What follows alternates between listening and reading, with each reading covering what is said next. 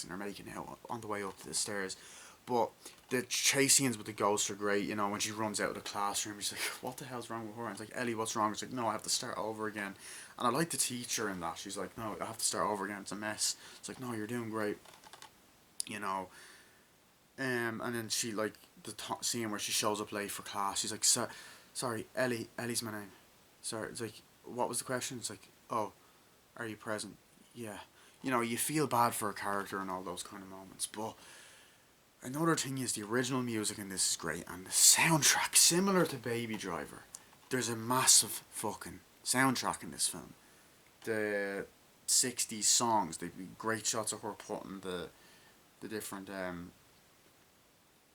the different vinyls on, and I love the vibe of the 60s. I love all the scenes where they go back in time and you have Matt Smith dancing and you have Anya Taylor-Joy's character. It's like, "Leave me alone," and she's like, "No, come back here, you slut," and she's like, piss off, and pushes uh, um, Mackenzie's character, and for the whole movie she's trying to save her. Like, she's like, "Get out of here, leave her alone," and all this stuff. And Anya Taylor-Joy was great. There's that amazing sequence where she goes to audition and she sings Downtown. You know, her cover of Downtown was amazing. I love the little thing they do with the mirror at the start of the movie, like in the middle of the movie and at the end. Um, I like the part where she gets into the Irish bar and she's like, "Sorry, only Irish people allowed in here." I thought that was funny because I'm Irish. And I was like, "For Jesus' sake, why the hell? We've been covering you for ages, you know." I thought Pauline McGlynn's character was great. She was like, "I love you, love, but you're gonna have to be okay." And it's like, "Do you believe in the dead?" She's like, "No." I mean, "Do you believe in ghosts?" She's like, "Ghosts? No, not really." You know, and like the thing is, like Pauline McGlynn, like the most like I know not many American YouTubers gonna know about this, but Irish and English people will. This is Father Ted. It's an Irish sitcom. She's in it. She plays Mrs. Doyle, and it's her most memorable character. Now, she has stated many times that she kind of wants to get away from that because she's kind of been typecast since then, but you know, she's been in other things, but she's never been as good. But she is actually great in this. She's at the beginning as well. I didn't even know she was in this, which is insane. I can't believe I didn't even know that. But she's like, there's this amazing, intense sequence where the old man talks to her character behind the bar, and it's like, "No," it's like, "Do I scare you?" And then she records them. It's like, "Oh, I do that." And it's like, "You can't do anything, love." And there's this really, they're arguing. She's like, "I got you on video." And he goes, "I don't care." And he walks, and the fucking taxi hits him. And he dies. And she's like, "No, that," and the girl's like, "No, that's not him." Like, Pauline McGlynn's like, "That's not his car. That's not him." It's like, what? And throughout the whole movie, you're meant to believe that he was Matt Smith because he shows up and says random stuff. "I'm not trying to hit on you, love." And the other thing about the movie is there's no jump. There's the jump scares. There's not many. They're done really well. They're actually done really well, and it's where Edgar Wright uses his amazing editing techniques. Right? She's walking at one point, and a taxi nearly hits her. There's a part where she's in a library or somewhere, and fucking ghosts pop up, and the jump scares were utilised brilliantly. Um, I love the shots, like all the 60s scenes and the little red and blue lights outside. It was really nice and colourful, and London looked great. The other thing, like its use of red and blue colours, especially during the party scenes, during the scenes where you see the Soho, where you see the 60s, where you see the places that they're dancing in, and all the use of blood and red and blue and all the fucking colours was just fucking gorgeous to look at. Like, it was a gorgeous looking movie. Um, and as I said, really well shot, wide, edited fucking perfectly. Lighting was unbelievable. Like, it is a masterpiece of a movie.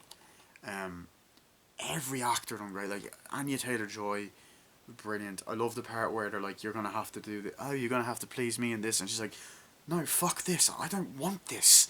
I don't want to do this. Like, get back here, you slut. No, fuck off." And they say fuck a lot, but they actually drop the c word a couple times. Like, oh, you can't, you can't, you know. Um, but yeah, you know, fucking hell, guys, this movie. This is proves why Edgar Wright's my favorite director. He just has such a unique style. Um, what else did I want to talk about? There are like tiny bits of humor which I thought were done well, but and funny. But I like how it was a little bit more serious. It's definitely much more of a departure. Each character felt fleshed out as well. Trying to think, nice transitions. The way like the camera moves, especially when you know one part where she meets John. Um, trying to see something else. It's written really well. Titles popped up nicely. Um, you know, I love the downtown and all the singing scenes. The part where they're constantly going up, "What's your name?" and she's constantly saying a fake name. That's a lovely name. That's a lovely name. You do get the typical Edgar Wright style as well. Um, and then she cries and cries. Like, just Anya Taylor-Joy's soulless performance. Same with Thomas and Mackenzie. Matt Smith was brilliant. Everyone just done great in this. Guys, honestly, this movie is a fucking masterpiece. This easily gets a 10 out of 10. Uh, gory. Like, Edgar Wright did a great job writing and directing it.